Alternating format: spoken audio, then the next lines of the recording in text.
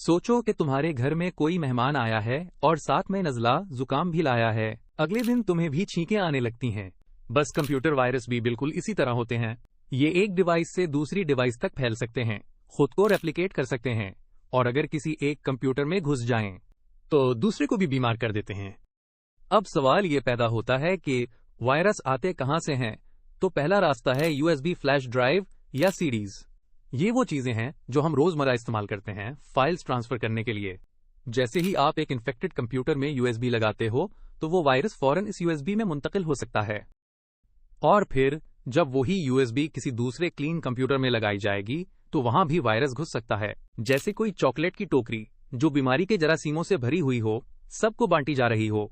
Sweet लग रही होती है लेकिन नुकसानदेह। यही काम एक इन्फेक्टेड यूएसबी करती है। अब बात आती है ऑटो रन फीचर की, जो विंडोज ऑपरेटिंग सिस्टम में होता है। जैसे ही आप कोई फ्लैश ड्राइव या सीडी इंसर्ट करते हो, ये फीचर ऑटोमेटिकली कुछ प्रोग्राम्स लॉन्च कर देता है। बहुत दफा वायरस बनाने वाले इसी फीचर का फायदा उठाते हैं ताकि उनका मलीशियस प्रोग्राम फौरन रन हो जाए और शुरू हो जाए इन्फेक्शन का सिलसिला। और सिर्फ ऑटो रन से ही नहीं, बल्कि अगर आप मैन्युअली भी कोई इन्फेक्टेड फाइल कॉपी करते हो यूएसबी या सीडी से अपने पीसी में, तब भी वायरस फैल सकता है। मतलब अगर फाइल पर धूल लगी हो लेकिन नजर ना आए और आपने बगैर ध्यान दिए उठा ली, तो घर गंदा होना ही होना है। एहतियात करें और हर यूएसबी लगाने से पहले अच्छी तरह स्कैन करें, क्योंकि एक छोटा सा वायरस आपकी पूरी मेहनत को क्रैश कर सकता है। इल्म के साथ एहतियात भी जरूरी है।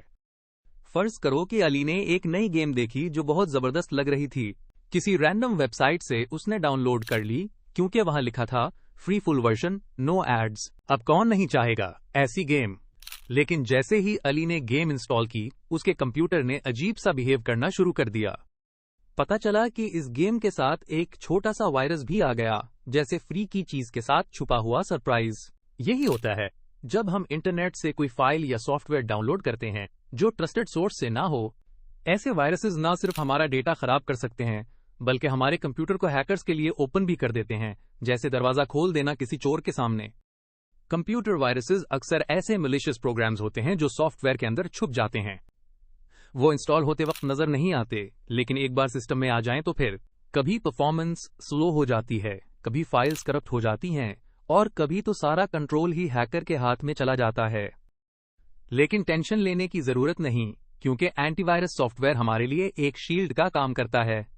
जैसे सुपर हीरो का शील्ड, वैसे ही ये हमें मलिशियस डाउनलोड से बचाता है।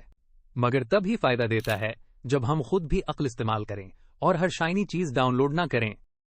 बेस्ट प्रैक्टिस ये है कि सॉफ्टवेयर हमेशा ट्रस्टेड वेबसाइट्स या ऑफिशियल स्टोर से डाउनलोड करें, जैसे Microsoft store, Apple app store या वेरीफाइड डेवलपर वेबसाइट्स। क्यों? क्योंकि वो पहले ही अपने फाइल्स को स्कैन करते हैं ताकि आपके सिस्टम में कोई अनवांटेड गेस्ट ना आ जाए। अपने कंप्यूटर की सिक्योरिटी ऐसे समझो जैसे घर की चाबी।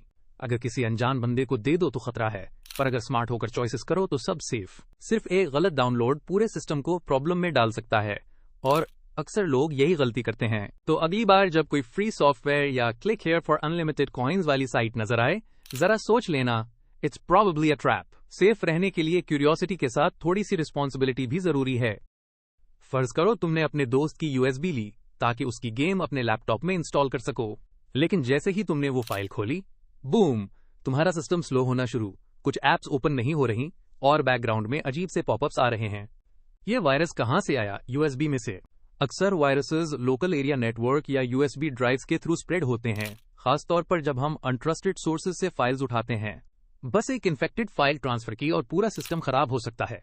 इसी तरह ब्लूटूथ भी एक साइलेंट कैरियर बन सकता है। मान लो तुमने किसी पार्टी में दोस्तों से सॉन्ग शेयर किए वाया ब्लूटूथ, उनमें से एक का फोन ऑलरेडी इन्फेक्टेड था। जैसे ही फाइल तुम्हारे फोन में आई, वायरस ने अपनी जगह बना ली। कहने का मतलब यह है कि ब्लूटूथ, यूएसबी या वाईफाई शेयरिंग जितनी इजी लगती है, उतनी ही रिस्की भी हो सकती है अगर हम केयरलेस हों। अब आते हैं ईमेल अटैचमेंट्स की तरफ, जो वायरसेस फैलाने का एक क्लासिक तरीका है।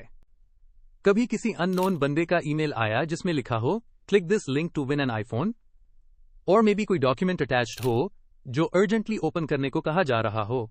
अक्सर लोग क्यूरियोसिटी या अर्जेंसी की वजह से क्लिक कर बैठते हैं और बस वायरस डाउनलोड हो जाता है। कुछ लोग तो इतने स्मार्ट होते हैं कि ईमेल फेक नहीं, बल्कि किसी नोन बंदे का सिमिलर ईमेल बना देते हैं। जैसे अगर तुम्हारे टीचर का ईमेल है sirahmed@gmail.com तो वो बना देंगे sir.ahmed@gmail.com। छोटी सी स्पेलिंग चेंज जो अक्सर नोटिस नहीं होती। हम समझते हैं कि ईमेल ट्रस्टेड सोर्स से है और अटैचमेंट ओपन कर लेते हैं, और बाज़ औक़ात तो वाकई हमारे किसी दोस्त के ईमेल से वायरस वाला अटैचमेंट आता है, क्योंकि वो खुद भी नहीं जानता होता कि उसका अकाउंट हैक हो चुका है या किसी मलीशियस सॉफ्टवेयर से इन्फेक्टेड है। ऐसी सूरत में यूजर्स को चाहिए कि ईमेल अटैचमेंट ओपन करने से पहले चेक करें कि सेंडर कौन है, ईमेल एड्रेस ठीक है या नहीं, और अटैचमेंट सस्पिशियस तो नहीं लग रही।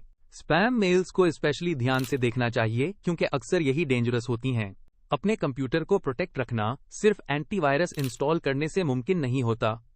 थोड़ी सी ऑब्जर्वेशन और स्मार्ट चॉइसेस भी जरूरी होती हैं।